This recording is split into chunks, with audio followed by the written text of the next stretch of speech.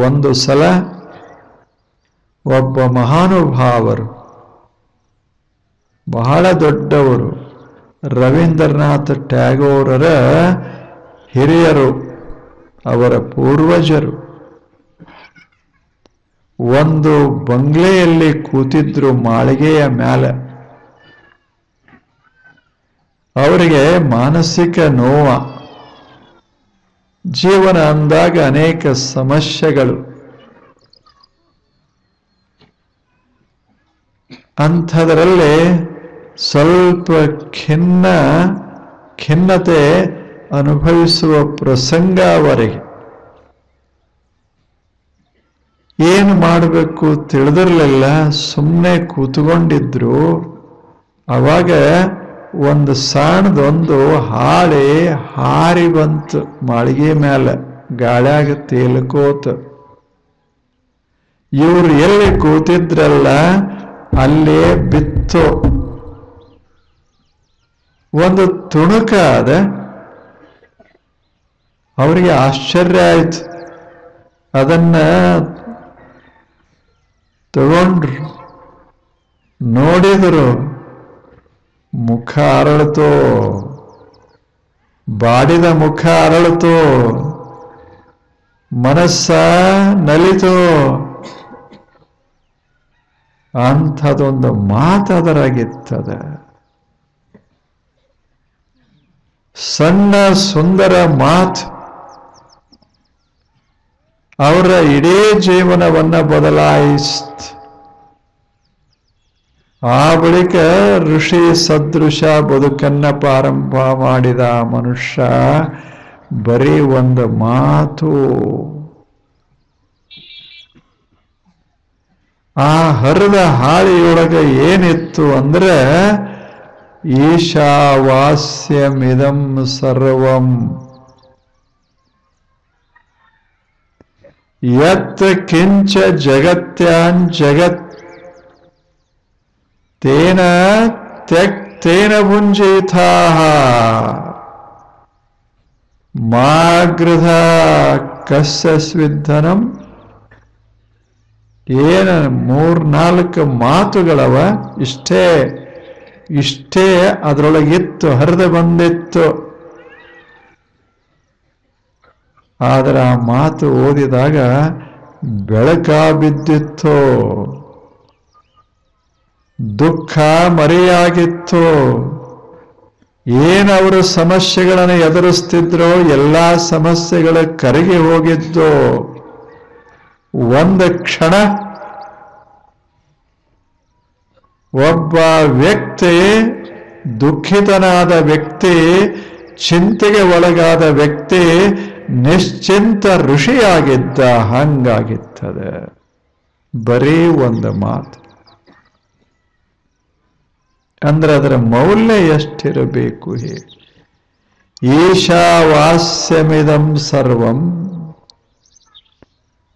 ಯತ್ ಕಿಂಚ ಜಗತ್ಯಾನ್ ಜಗತ್ ತೇನ ತ್ಯಕ್ತೇನ ಭುಂಜಿತಾಃ ಮಾ ಗೃಧಃ ಕಸ್ಯ ಸ್ವಿಧನಂ.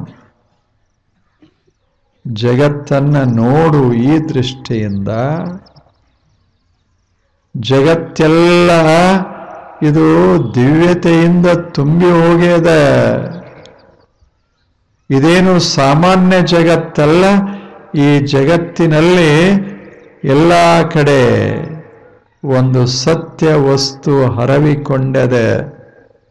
ಜಗತ್ತನ್ನೆಲ್ಲ ಆವರಿಸದ ಪ್ರಶಾಂತ್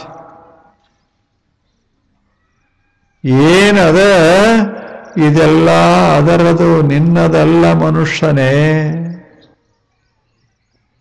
ಕಸ್ಯ ಸ್ವಿತ್ ಧನಂ, ಯಾರ್ದಿದು ಎಲ್ಲ, ನಿನ್ನದೇನು. ಆದ್ದರಿಂದ ಮಾಗೃಧ ಇಲ್ಲಿ ಆಸೆಯ ದೃಷ್ಟಿಯಿಂದ ಬಳಸಬೇಡ, ಜಗತ್ತನ್ನ ಅನುಭವಿಸಬೇಡ. ಇದು ದೇವನ ಪ್ರಸಾದ. ದೇವನ ಸುಂದರ ಪ್ರಸಾದ. ಆ ಭಾವ ಇಟ್ಟುಕೋ, ನಿನಗೆ ಶಾಂತಿ ಸಮಾಧಾನ ದೊರೆತಿತ್ತು ಅಂತ ಒಂದು ಸಣ್ಣ ಮಾತು, ಮನುಷ್ಯ ಬದಲಾದ. ದೇವೇಂದ್ರನಾಥ ಠಾಕೂರ್ ಬದಲಾದ, ಜೀವನವೇ ಬದಲಾಗಿತ್ತು. ನೋಡಬೇಕು ಒಂದು ಮಾತಿನ ಕಿಮ್ಮತ್ತ ಎಷ್ಟಿರ್ತದೆ. ಪರದೇಶದ ಒಬ್ಬ ಮನುಷ್ಯ ಹೇಳ್ತಾನೆ, ಒಬ್ಬ ತತ್ವಜ್ಞಾನಿ ಹೇಳ್ತಾನೆ, ಭಾರತ ದೇಶದ ಒಂದು ಮಾತು ಸಾಕು, ಒಂದು ಸಣ್ಣ ಮಾತು ಆ ಜನ ಆಡ್ತಾರ, ಎಂಥ ಅದ್ಭುತ ಮಾತುಗಳನ್ನ ಆಡ್ತಾರ. ಅಲ್ಲಿ ಯಾರದಾರ ನಮಗೆ ಮಹತ್ವದ್ದಲ್ಲ, ಆ ದೇಶ ಹೇಗದ ಮಹತ್ವದ್ದಲ್ಲ, ಆ ದೇಶದಲ್ಲಿ ಜ್ಞಾನದ ಒಂದು ಮಾತಿನ ಹಣತೆ ಹೊತ್ತಿಕೊಳ್ಳುತ್ತದಲ್ಲ, ಅದರ ಬೆಲೆ ಎಷ್ಟು. ಎಂಥ ಸುಂದರ ಮಾತುಗಳನ್ನ, ಎಂಥ ಮಾತುಗಳನ್ನ ಮೆಲುಕು ಹಾಕೋದು ಬಹಳ ಮಹತ್ವದ್ದು. ಅದೇ ಸತ್ಸಂಗ. ಈಗ ತಾವೆಲ್ಲ ಮಾಡ್ತಾ ಇದ್ದೀರಿ ಅಲ್ಲ, ಇದು ಸುಮ್ಮನೆ ಮೆಲುಕು ಹಾಕೋದು, ಮೆಲುಕು ಹಾಕೋದು. ಯಾಕೆ? ನಮ್ಮ ಜೀವನ ಅದು ಶಾಂತಿಪೂರ್ಣವಾಗಬೇಕು. ನಮ್ಮ ಜೀವನ ಸ್ವಾತಂತ್ರ್ಯವನ್ನ ಅನುಭವಿಸಬೇಕು. ನಮ್ಮ ಜೀವನದಲ್ಲಿ ನಾವು ಎಂಥ ಸುಂದರವಾದಂಥ ಭಾವವನ್ನು ಹೊಂದಬೇಕು. ನಾನು ಅಮೃತ ಅನ್ನುವ ಭಾವ ಹೊಂದಿರಬೇಕು. ಹಂಗ ಆ ಮಾತುಗಳು, ಎಂಥ ಮಾತುಗಳನ್ನ ಹರಿವಿದರಲ್ಲ, ಆ ಮಾತುಗಳನ್ನ ಸ್ವಲ್ಪ ಮೆಲುಕಾಡಿಸೋದು. ನಾವೇನೂ ಮಾಡಬೇಕಾಗಿಲ್ಲ, ಸುಮ್ಮನೆ ಕೂತು ಸುಂದರ ಮಾತನ್ನ ನಾವು ನೋಡೋದು. ಇಲ್ಲೊಂದು 4 ಹೂಗಳದಾವ, ಏನು ಮಾಡಬೇಕಾಗ್ಯದ? ಕಣ್ಣು ತೆರೆಯೋದು, ನೋಡೋದು.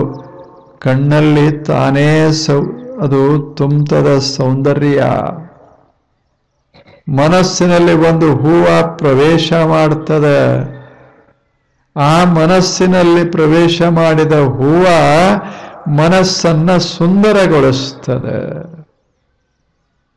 ತನ್ನ ಸುಗಂಧವನ ಮನಸ್ಸಿನಲ್ಲೆಲ್ಲ ಹರುತ್ತದೆ. ಬರೀ ಒಂದು ಹೂವ, ಏನೂ ಮಾಡಬೇಕಾಗಿಲ್ಲ, ಸುಮ್ಮನೆ ಕಣ್ಣು ತೆರೆದ ನೋಡೋದು. ಅದಕ್ಕೇನು ಹಿಮಾಲಯ ಬೆಟ್ಟಕ್ಕೆ ಹೋಗೋದದ ಏನು ಹೇಳಿ? ಏನಾದರೂ ಭಾರಿ ಭಾರಿ ಮಾಡಬೇಕಾಗಿದೇನು? ಹೂವ ಹೇಳ್ತದೆ, ಮನುಷ್ಯನೇ ಏನೂ ಮಾಡಬೇಡ, ನೀ ಹೆಂಗರೇ ಇರು, ಏನರೇ ಮಾಡು, ಪ್ರಶ್ನಿಲ್ಲ. ಕಣ್ಣು ತೆರೆದು ಒಂದಿಷ್ಟು ನೋಡು, ನಿನ್ನ ಮನಸ್ಸು ಸುಂದರವಾಗ್ತದೆ. ಮನಸ್ಸು ಸುಂದರವಾಗ್ತದೆ. ಹಂಗೆ ಹೇಗೆ ಪುಷ್ಪವನ್ನು ನೋಡಿದರೆ ಮನಸ್ಸು ಸುಂದರ ಆಗ್ತದೆ, ಹಾಗೆ ಆ ಮಾತನ್ನ ಮನಸ್ಸಿನಲ್ಲಿ ಹಾಕಿಕೊಂಡ್ರೆ ಮನಸ್ಸು ಪ್ರಶಾಂತವಾಗ್ತದೆ, ಮನಸ್ಸು ಶಾಂತವಾಗ್ತದೆ. ಎಂಥ ಅದ್ಭುತವಾದ ಮಾತು! ಇಂಥ 100 ಸಾವಿರಾರು ಮಾತುಗಳು ಆಕಾಶದೊಳಗೆಲ್ಲ ಹರವಿಕೊಂಡಾವ.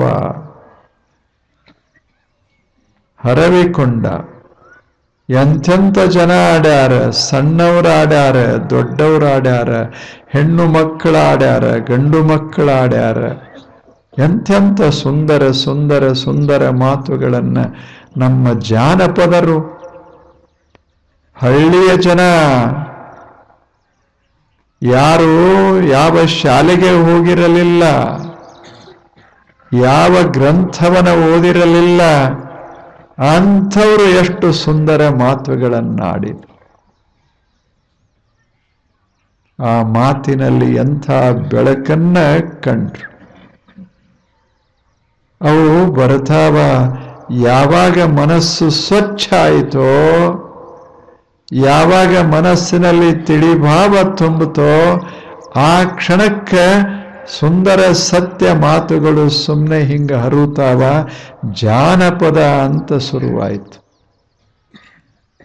ಜನಪದರ ಮಾತುಗಳು, ಮಣ್ಣಿನ ಹತ್ತಿರ ಇರುವ ಜನರ ಮಾತುಗಳು, ಅವರು ನಿಸರ್ಗದ ಮಧ್ಯ ಬದುಕಿದಂಥ ಮಹಾನುಭಾವರ ಮಾತುಗಳು, ಅದರಲ್ಲಿ ಎಲ್ಲಾದ ಅದು ಜನಪದ ವೇದ. ಅಂಥ ಸುಂದರ ಮಾತುಗಳನ್ನು ಆಡಿದರು. ಆ ಮಾತುಗಳದಾವಲ್ಲ, ಅವು ಸುಮ್ಮನೆ ನಮ್ಮ ಹತ್ತಿರ ಒಂದು ಪಣತೆ ಇರಬೇಕು ಒಂದಿಷ್ಟು. ಅದು ಎಲ್ಲವನ್ನ ತೆಗೆದು ಹಾಕ್ತದೆ, ಸ್ವಚ್ಛ ಸ್ವಚ್ಛ ಸ್ವಚ್ಛ ಮಾಡ್ತದೆ. ಆ ಮಾತು ಅದೇ ಮಂತ್ರ. ಮಾತು ಮಂತ್ರ. ಆ ಮಾತು ಏನು ಮಾಡ್ತದೆ? ನಮ್ಮ ದೃಷ್ಟಿಯನ್ನ ಬದಲ ಮಾಡ್ತದೆ. ನಾವು ಕಾಡಾಟ ಅಂತೇನು ಕರಿತೇವಲ್ಲ, ಸಂಸಾರಿಕ ತಾಪ ಅಂತ ಕರಿತೇವಲ್ಲ, ಆ ಮಾತು ಸಾಂಸಾರಿಕ ತಾಪವನ್ನು ತೆಗೆದು ಹಾಕೋದರಿಂದ ಅದಕ್ಕೆ ಮಂತ್ರ ಅಂತ ಕರೆದರು. ಮಾತೆಂಬುದು ಜ್ಯೋತಿರ್ಲಿಂಗ, ಮಾತೆಂಬುದು ಮಂತ್ರ. ಅದು ಬೆಳಕು ಸರಿ. ಆ ಬಳಿಕ ಮನಸ್ಸನ್ನ ಸಂಕಷ್ಟಗಳಿಂದ ಮುಕ್ತಗೊಳಿಸುವ ವಿಧಾನವೂ ಸರಿ. ಅಂಥ ಅದು ಮಾಡಬೇಕು ಮನುಷ್ಯ. ಒಂದು ಸಣ್ಣ ಸಣ್ಣ ಸಣ್ಣ ಇಂಥ ಮಾತುಗಳನ್ನು ಮನಸ್ಸಿನಲ್ಲಿ ಹರವಿಕೊಂಡು ಮನುಷ್ಯ ಬದುಕಬೇಕು. ಮನುಷ್ಯ ಬದುಕು. ಒಂದು ಸುಂದರ ಘಟನೆ. ಒಂದು ಮನೆ, ಆ ಮನೆಯೊಳಗೆ ತಾಯಿ, ತಂದೆ, ಒಬ್ಬ ಮಗ, ಮೂವರಿದ್ರು.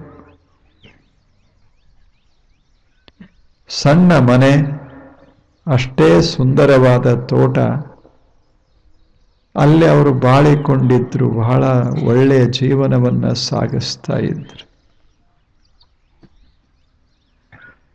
ಅಷ್ಟರಲ್ಲಿ ಪತಿ ತೀರ್ಕೊಂಡ. ತಾಯಿ ಒಬ್ಬಳೆ ಆ ಮಗುವನ್ನ ರಕ್ಷಣಾ ಮಾಡ್ತಾ ಇದ್ಲು. ಆಕೆಗೆ ಬಹಳ ಸಂತೋಷ. ಆ ಹುಡುಗನ್ನ ಕಂಡಾಗಲೆಲ್ಲ ಪತಿ ದೇಹ ಬಿಡುವಾಗ ಹೇಳಿದ್ದ, ನೋಡು, ಒಂದು ಕೆಲಸ ಮಾಡು, ನೀನು ಅದನ್ನು ಮರೆಯದೇ ಮಾಡಬೇಕು. ಅದು ನನ್ನ ಕೊನೆಯ ಮಾತು.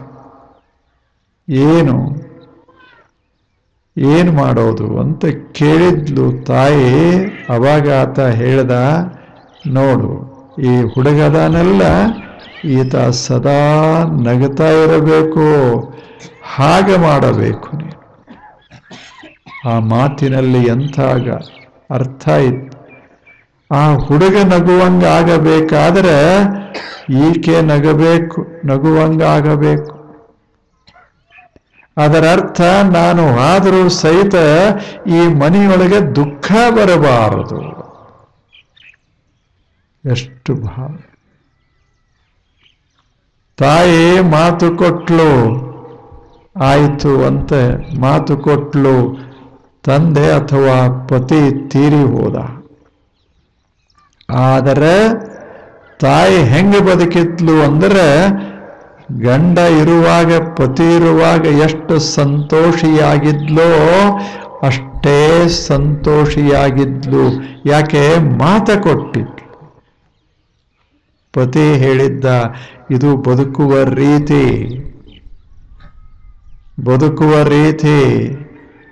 ನೀನು ನಕ್ಕೋತಿರಬೇಕು. ಮಕ್ಕಳು ನಕ್ಕೋತಿರಬೇಕು. ಮನೆಯೊಳಗೆ ದುಃಖದ ಕತ್ತಲೆ ಬೀಳಬಾರದು.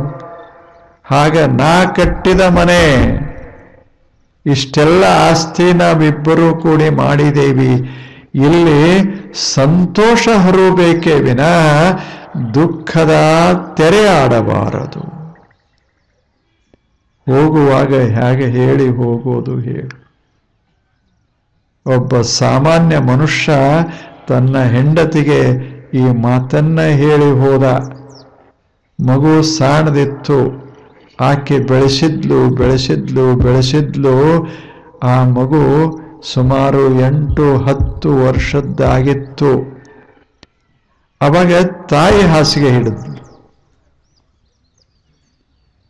ತಾಯಿ ಮಗುವನ್ನ ಕರೆದ್ಲು.